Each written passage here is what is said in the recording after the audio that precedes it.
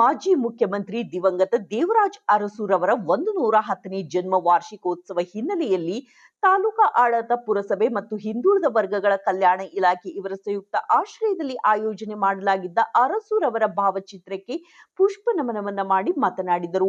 ಅಂದು ಹಾವನೂರು ಆಯೋಗ ರಚಿಸಿದ ವರದಿ ಜಾರಿಗೆ ತಂದು ಹಿಂದುಳಿದ ವರ್ಗಗಳಿಗೆ ಶಿಕ್ಷಣ ಮತ್ತು ಉದ್ಯೋಗದಲ್ಲಿ ಮೀಸಲಾತಿ ಕಲ್ಪಿಸಿದ ಅರಸುರವರು ಸಾಮಾಜಿಕ ನ್ಯಾಯದ ಹರಿಕಾರರು ಎಂದು ಕೊಂಡಾಡಿದರು. ಅರಸುರವರು ಭೂ ಸುಧಾರಣಾ ಕಾಯ್ದೆಯನ್ನು ಜಾರಿಗೆ ತಂದು ಭೂಮಿಯನ್ನ ಉಳುವವನೇ ಒಡೆಯ ಎಂದು ಘೋಷಿಸಿದರು. ಸುಮಾರು 15 ಲಕ್ಷ ವಿದ್ಯಾರ್ಥಿಗಳಿಗೆ ಮಧ್ಯಾಹ್ನದ ಬಿಸಿ ಊಟವನ್ನು ಪ್ರಾರಂಭಿಸಿದರು.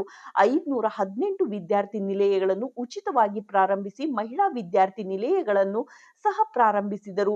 ಇದರ ಪ್ರತಿಫಲವಾಗಿ ಬಡತನ ನಿವಾರಣೆ, ಉದ್ಯೋಗದ ಪ್ರತಿಫಲ ಇಂದಿನ ಪೀಳಿಗೆಗೆ ಸಿಗುತ್ತಿದೆ.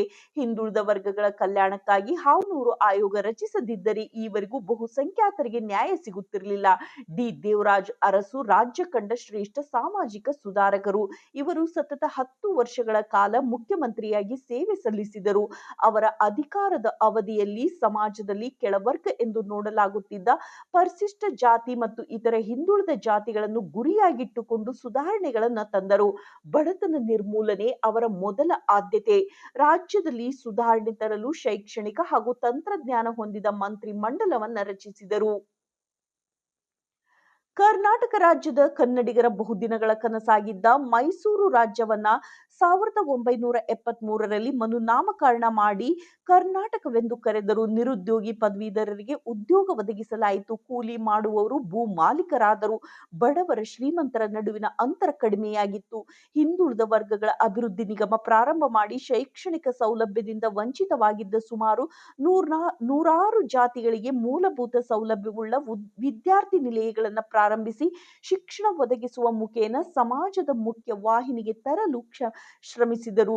ಹಿಂದುಳಿದವರಿಗೆ, ಅಲ್ಪಸಂಖ್ಯಾತರಿಗೆ ಹಲವಾರು ಯೋಜನೆಗಳನ್ನು ನಿಗಮದಿಂದ ನೀಡಿದರು. ಮಲಹೊರುವ ಪದ್ಧತಿ, ಭಾಗ್ಯ ಜ್ಯೋತಿ ಯೋಜನೆ, ಕನಿಷ್ಠ ಕೃಷಿ ಕಾರ್ಮಿಕ ಕೂಲಿ, ವೃದ್ಧಾಪ್ಯ ವೇತನ, ವಿಧವಾ ವೇತನ, ಶೈಕ್ಷಣಿಕ ಪ್ರೋತ್ಸಾಹಧನ, ಕೃಷಿ ಬ್ಯಾಂಕ್ಗಳು, ವಸತಿ ಯೋಜನೆ, ಇನ್ನೂ ಹಲವಾರು ಯೋಜನೆಗಳನ್ನು ಜಾರಿಗೆ ತಂದರು. ಸರ್ವರಿಗೂ ಸಮಪಾಲು, ಸರ್ವರಿಗೂ ಸಮಬಾಳು ಎಂಬ ಅಕ್ಷರಶಃ ತಮ್ಮ ಜೀವಿತಾವಧಿಯಲ್ಲಿ ಮೈಗೂಡಿಸಿಕೊಂಡಿದ್ದರು. ಹಿಂದುಳಿದ ವರ್ಗಗಳ ಕಲ್ಯಾಣ ಇಲಾಖೆಯ ವ್ಯಾಪ್ತಿಯ ವಿದ್ಯಾರ್ಥಿ ನಿಲಯಗಳಲ್ಲಿ ಅತಿ ಹೆಚ್ಚು ಅಂಕ ಪಡೆದ ಎಸ್ಎಸ್ಎಲ್ಸಿ ಮತ್ತು ಪಿಯುಸಿ ವಿದ್ಯಾರ್ಥಿಗಳಿಗೆ ಪ್ರತಿಭಾ ಪುರಸ್ಕಾರ ಮಾಡಲಾಯಿತು. ಉತ್ತಮವಾಗಿ ಸೇವೆ ಸಲ್ಲಿಸಿದ ಗಿರೀಶ್, ಸಚಿನ್, ಜಯಲಕ್ಷ್ಮಿ, ಮಂಜಮ್ಮ ಈ ಸಿಬ್ಬಂದಿಯನ್ನ ಗೌರವಿಸಲಾಯಿತು. ವಿದ್ಯಾರ್ಥಿ ನಿಲಯಗಳಲ್ಲಿ ದೇವರಾಜು ಅರಸರವರ ಕುರಿತು ಪ್ರಬಂಧ ಸ್ಪರ್ಧೆಯಲ್ಲಿ ವಿಜೇತರಾದ ವಿದ್ಯಾರ್ಥಿಗಳಿಗೆ ಪ್ರಶಸ್ತಿ ಪತ್ರವನ್ನು ನೀಡಲಾಯಿತು. ಸಮಾರಂಭದ ಅಧ್ಯಕ್ಷತೆಯನ್ನು ತಾಲೂಕಾ ದಂಡಾಧಿಕಾರಿಗಳಾದ ಕೆ. ವಿಜಯಕುಮಾರ್, ಮುಖ್ಯ ಅತಿಥಿಗಳಾಗಿ ಪುರಸಭಾ ಉಪಾಧ್ಯಕ್ಷರಾದ ನಾಗರತ್ನ ವೇದಮೂರ್ತಿ, ಪುರಸಭಾ ಹಿರಿಯ ಸದಸ್ಯರಾದ ಕೆಸಿ ರಮೇಶ್, ಸದಸ್ಯರಾದ ಕರಿಯಪ್ಪ, ಜಿಲ್ಲಾ ಪಂಚಾಯಿತಿ ಮಾಜಿ ಅಧ್ಯಕ್ಷರಾದ ಕೆಎಂ ಶಿವಕುಮಾರ್, ಪ್ರಥಮ ದರ್ಜೆ ಕಾಲೇಜು ಪ್ರಾಂಶುಪಾಲರಾದ ಡಾಕ್ಟರ್ ಮೋಹನ್ ಕುಮಾರ್ ಕೊಟ್ರಪ್ಪ, ಗ್ರಾಮ ಪಂಚಾಯಿತಿ ಅಧ್ಯಕ್ಷರಾದ ಎ. ಬಂಗಾರಪ್ಪ, ಡಿ. ತಿಮ್ಮಪ್ಪ, ಪುರುಷೋತ್ತಮ್, ಪತ್ರಕರ್ತರ ಸಂಘದ ಮಾಜಿ ಅಧ್ಯಕ್ಷರಾದ ಬಿ. ಎಸ್. ಶಿವರುದ್ರಪ್ಪ, ಬಸವರಾಜಯ್ಯ, ರಾಷ್ಟ್ರ ಪ್ರಶಸ್ತಿ ವಿಜೇತ ಎ. ಚಿತ್ತಪ್ಪ, ಶ್ರೀಧರ್ ಚಿತ್ರಹಳ್ಳಿ, ಅವಿನಹಟ್ಟಿ ಸುರೇಶ್, ನಾಗರಾಜು, ಕಸಾಪ ಗೌರವ ಕಾರ್ಯದರ್ಶಿ ಬಿಜಿ ಹಳ್ಳಿ ವೆಂಕಟೇಶ್, ಪುರಸಭಾ ಮುಖ್ಯಾಧಿಕಾರಿ ಫಿರೋಜ್ ಖಾನ್, ಸರ್ಕಾರಿ ನೌಕರರ ಸಂಘದ ಅಧ್ಯಕ್ಷ ತಿಪ್ಪೇಶಪ್ಪ, ಹಿಂದುಳಿದ ವರ್ಗಗಳ ಕಲ್ಯಾಣ ಅಧಿಕಾರಿ ಪ್ರದೀಪ್ ಕುಮಾರ್, ಡಿ. ವೆಂಕಟೇಶ್, ಜಗದೀಶ್ ನಾಡಿಗ, ಸಮಾಜ ಕಲ್ಯಾಣ ಇಲಾಖೆ ಚನ್ನಬಸಪ್ಪ, ಮೋಹನ್ ಕುಮಾರ್, ಮೊರಾರ್ಜಿ ವಸತಿ ಶಾಲೆ ಪ್ರಾಂಶುಪಾಲರಾದ ಡಾಕ್ಟರ್ ಪ್ರೀತಿ, ಕೃಷಿ ಇಲಾಖೆ ಚಂದ್ರಕುಮಾರ್, ಪಶು ಸಂಗೋಪನೆ ಇಲಾಖೆ ರಂಗಸ್ವಾಮಿ, ಶಿಕ್ಷಣ ಇಲಾಖೆ ಸೈಯದ್ ಅಲಿ, ರೋಟರಿ ಕ್ಲಬ್ ಅಧ್ಯಕ್ಷರಾದ ರಾಜಪ್ಪ, ನಿಲಯ ಮೇಲ್ವಿಚಾರಕರಾದ Santosh Hebbari, R. Rangaswamy, CM Puneeth Kumar, Padmavathi, H. Kusma, KG Savitha, ಹಿಂದುಳಿದ ವರ್ಗಗಳ ಕಲ್ಯಾಣ ಇಲಾಖೆಯ ಎಲ್ಲಾ ಸಿಬ್ಬಂದಿ ವರ್ಗದವರು, ವಿದ್ಯಾರ್ಥಿಗಳು, ತಾಲೂಕಾ ಪಟ್ಟಣದ ಅಧಿಕಾರಿಗಳು, ನೌಕರರು ಹಾಜರಿದ್ದರು. ವರದಿ ಕೆ. ನಾಗರಾಜ್.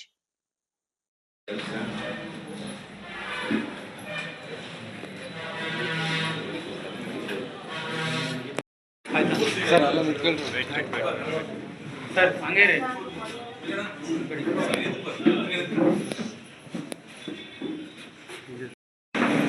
ಹಾಲು ಕೂಡ ದೇವರಾಜ್ ಅರಸ್ ಅವರ ಜನ್ಮ ದಿನಾಚರಣೆ ಯಾಕೆ ಆಚರಣೆ ಮಾಡ್ತಿರೋದು, ಒಬ್ಬ ರಾಜಕೀಯ ವ್ಯಕ್ತಿ ಅಂತ ಹೇಳಿ ಅಲ್ಲ, ಅವರು ಮಾಡಿರ್ತಕ್ಕಂಥ ಒಂದು ಒಳ್ಳೆ ಕಾರ್ಯ. ಉಳುವವನೇ ಒಡೆಯ ಅನ್ನೋದು, ಅಂದರೆ ಸಾಮಾಜಿಕ ಭದ್ರತೆಯನ್ನು ತಂದಿರ್ತಕ್ಕಂಥದ್ದು. ಆಮೇಲೆ ಈಗ ಬಡವರ ಮನೆಯಲ್ಲಿ, ಪ್ರತಿಯೊಬ್ಬರ ಮನೆಯಲ್ಲಿ ಅವಾಗ ಹೇಗಿತ್ತು ಅಂತಂದರೆ ದೀಪ ಹಚ್ತಾ ಇದ್ರು, ಹಟ್ಟಿ ದೀಪ. ಅದು ಭಾಗ್ಯಲಕ್ಷ್ಮಿ ತಂದು ಎಲ್ಲ ಮನೆಯಲ್ಲಿ ಕೂಡ ಒಂದು ಅಧಿಕಾರದಲ್ಲಿ ಇದ್ದಾಗ ಏನೆಲ್ಲ ಮಾಡಬೇಕು ಅನ್ನೋದನ್ನೇ ತೋರಿಸಿದಂಥ ಒಬ್ಬ ಧೀಮಂತ ವ್ಯಕ್ತಿ. ಅವರನ್ನು ನಾವು ಇವತ್ತು ನೆನೆಸ್ತೀವಿ ಅಂತಂದರೆ ಅವ್ರು ಮಾಡಿರ್ತಕ್ಕಂಥ ಒಂದು ಒಳ್ಳೆಯ ಕಾರ್ಯಕ್ರಮಗಳು.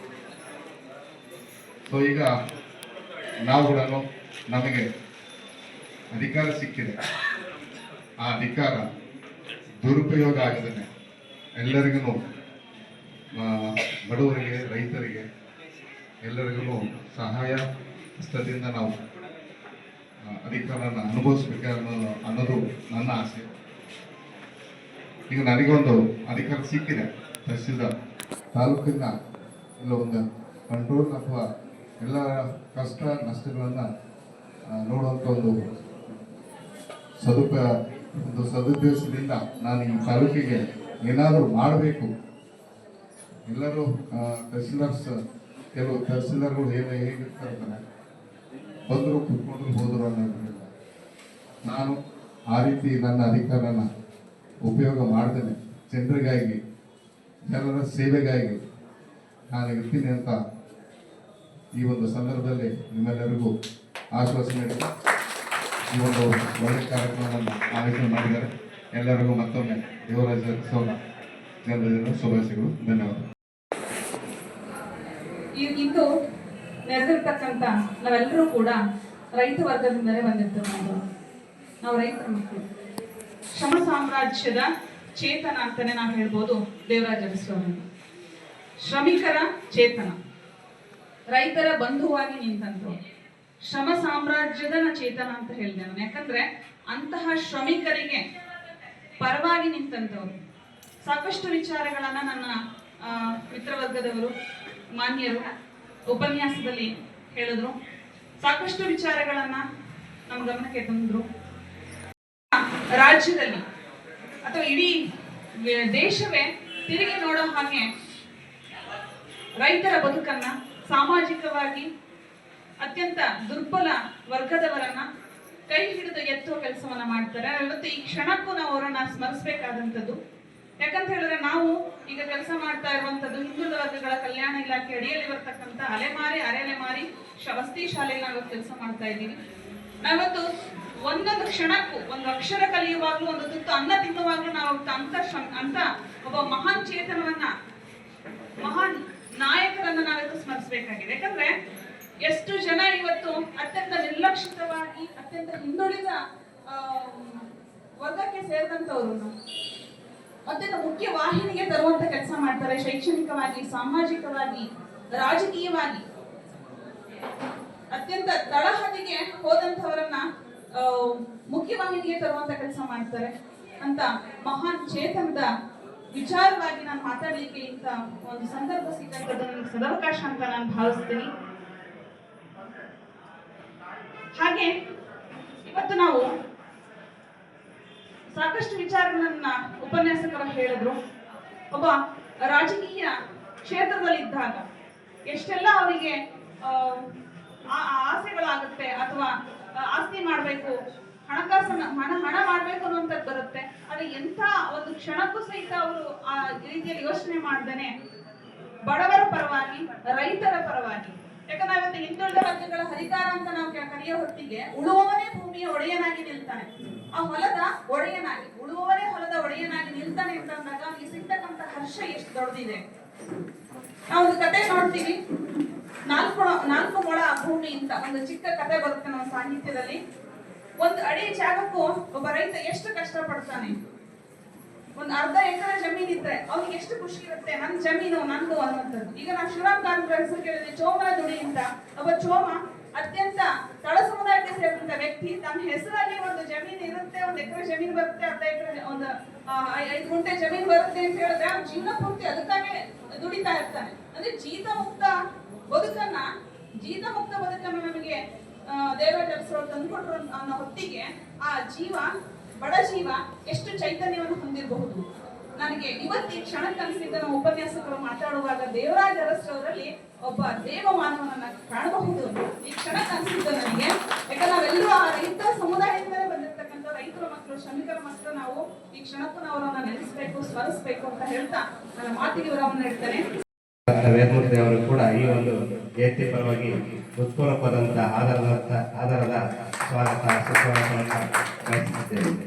ಹಾಗೆಯೇ ಈ ಒಂದು ಜಯಂತಿ ಕಾರ್ಯಕ್ರಮಕ್ಕೆ ಆಗಮಿಸಿರುವಂತಹ ಮಾಜಿ ಪುರಸಭೆ ಉಪಾಧ್ಯಕ್ಷರಂತಹ ಹಾಲಿ ಸದಸ್ಯರಾದಂತಹ ಶ್ರೀ ಕೆ ಸಿ ರಮೇಶನವರು ಕೂಡ ಈ ಜಯಂತಿ ಪರವಾಗಿ ಪೂರಕವಾದಂತಹ ಸ್ವಾಗತ ಸುಸ್ವಾಗತವನ್ನು ಬಯಸುತ್ತಿದ್ದೇವೆ. ಹಾಗೆಯೇ ಈ ಒಂದು ಕಾರ್ಯಕ್ರಮದಲ್ಲಿ ಉಪಸ್ಥಿತಿರುವಂತಹ ಶ್ರೀ ಪುರಸಭೆಯ ಮಾನ್ಯ ಮುಖ್ಯಾಧಿಕಾರಿಯಾದಂತಹ ಫಿರೋಜ್ ಖಾನ್ ಅವರಿಗೂ ಕೂಡ ಈ ಒಂದು ಜಯಂತಿ ಪರವಾಗಿ ಹೃತ್ಪೂರ್ವಕವಾದಂತಹ ಬಯಸುತ್ತಿದ್ದೇವೆ. ಹಾಗೆಯೇ ಈ ಒಂದು ಜಯಂತಿ ಕಾರ್ಯಕ್ರಮದಲ್ಲಿ ಉಪಸ್ಥಿತಿರುವಂತಹ ತಾಲೂಕು ನೌಕರ ಸಂಘದ ಅಧ್ಯಕ್ಷರಾದಂತಹ ಶ್ರೀ ತಿಪ್ಪೇಸ್ವಾಮಿ ಸರ್ ಅವರು ಕೂಡ ಆತ್ಮೀಯವಾದಂತಹ ಸ್ವಾಗತ ಸುಸ್ವಾಗತವನ್ನು ಬಯಸುತ್ತಿದ್ದೇವೆ. ಹಾಗೆಯೇ ಈ ಒಂದು ಕಾರ್ಯಕ್ರಮದಲ್ಲಿ ಉಪಸ್ಥಿತಿರುವಂತಹ ವಿಶೇಷ ಉಪನ್ಯಾಸಕರಾಗಿ ಆಗಮಿಸಿದಂತಹ ಶ್ರೀ ಮೋಹನ್ ಸರ್, ಪ್ರಾಂಶುಪಾಲರು, ಸರ್ಕಾರಿ ಪತ್ರಕರ್ತರ ಕಾಲೇಜು ಚಿತ್ರಹಳ್ಳಿ, ಅವರು ಕೂಡ ಆತ್ಮೀಯವಾದ ಸುಸ್ವಾಗತವನ್ನು ಬಯಸುತ್ತಿದ್ದೇವೆ.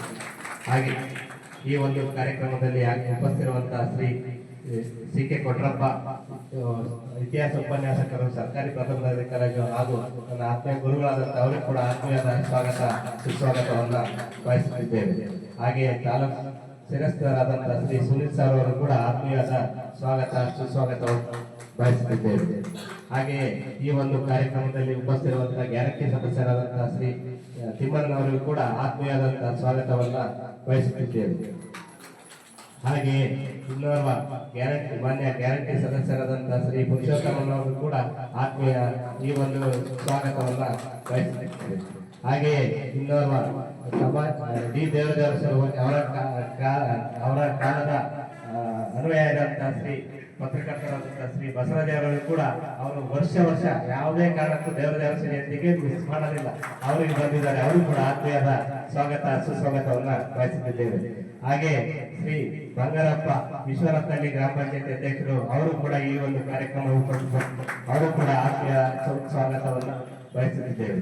ಹಾಗೆಯೇ ಈ ಕಾರ್ಯಕ್ರಮದಲ್ಲಿ ಶಿಕ್ಷಣ ಉಮೇಶ್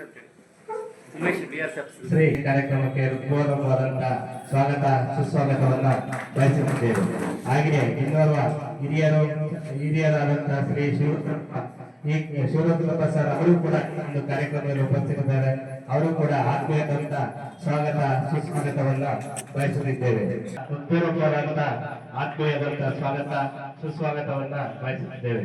ಹಾಗೆಯೇ ಈ ಒಂದು ಕಾರ್ಯಕ್ರಮದಲ್ಲಿ ಉಪಸ್ಥಿತಿರುವಂತಹ ಶಿಕ್ಷಣ ಇಲಾಖೆ ಸಂಯೋಜಕರಾದಂತಹ ಶೇರ್ ಅಲಿ ಸರ್ ಕೂಡ ಆಗಮಿಸಿದ್ದಾರೆ. ಅವರು ಕೂಡ ಆತ್ಮೀಯದಂತ ಸ್ವಾಗತ ಸುಸ್ವಾಗತವನ್ನ ಬಯಸುತ್ತಿದ್ದೇವೆ. ಹಾಗೆ PWD ಇಲಾಖೆಯ ಹಾಗೂ ಸರ್ಕಾರಿ ನೌಕರ ಸಂಘದ ಹಾಗೂ ಸ್ನೇಹಿತರಾದಂತಹ ಶ್ರೀ ಶಿವಶಂಕರ್ ಸರ್ ಆಗಮಿಸಿದ್ದಾರೆ. ಅವರು ಕೂಡ ಆತ್ಮೀಯದಂತ ಸ್ವಾಗತ ಸುಸ್ವಾಗತವನ್ನ ಬಯಸುತ್ತಿದ್ದೇವೆ. ಹಾಗೆಯೇ ಈ ಒಂದು ಕಾರ್ಯಕ್ರಮದಲ್ಲಿ ಉಪಸ್ಥಿತಿರುವಂತಹ ಶ್ರೀ ರೇಷ್ಮೆ ಇಲಾಖೆಯ ನಮ್ಮ ಸ್ನೇಹಿತರಾದಂತಹ ಶ್ರೀ ಕುಲಕರ್ಣಿ ಸರ್ ಕೂಡ ಆತ್ಮೀಯದಂತಹ ಸ್ವಾಗತವನ್ನ ಬಯಸುತ್ತಿದ್ದೇವೆ. ಹಾಗೆಯೇ ಈ ಒಂದು ಕಾರ್ಯಕ್ರಮದಲ್ಲಿ ಉಪಸ್ಥಿತಿರುವಂತಹ ಶ್ರೀ ಡಾಕ್ಟರ್ ಪ್ರೀತಿ ಮೇಡಮ್, ಮುರಾರ್ಜಿ ಶಾಲೆಯ ಪ್ರಾಂಶುಪಾಲರು ಆಗಮಿಸಿದ್ದಾರೆ. ಅವರು ಕೂಡ ಆತ್ಮೀಯದಂತಹ ಸ್ವಾಗತ ಸುಸ್ವಾಗತವನ್ನ ಬಯಸುತ್ತಿದ್ದೇವೆ. ಹಾಗೆಯೇ ಈ ಒಂದು ಕಾರ್ಯಕ್ರಮದಲ್ಲಿ ಉಪಸ್ಥಿತಿರುವಂತಹ ಶ್ರೀ ತಾಲೂಕು ಅಧ್ಯಕ್ಷರಾದಂತಹ ಶ್ರೀ ಶಿವಮೂರ್ತಿ ಸರ್ ಅವರು ಕೂಡ ಈ ಒಂದು ಕಾರ್ಯಕ್ರಮಕ್ಕೆ ಹೃತ್ಪೂರ್ವಕವಾದಂತಹ ಆಧಾರದ ಸ್ವಾಗತವನ್ನ ಬಯಸುತ್ತಿದ್ದೇವೆ. ಹಾಗೆಯೇ ಈ ಒಂದು ಕಾರ್ಯಕ್ರಮದಲ್ಲಿ ಉಪಸ್ಥಿತಿರುವಂತಹ ಎಲ್ಲ ತಾಲೂಕಿನ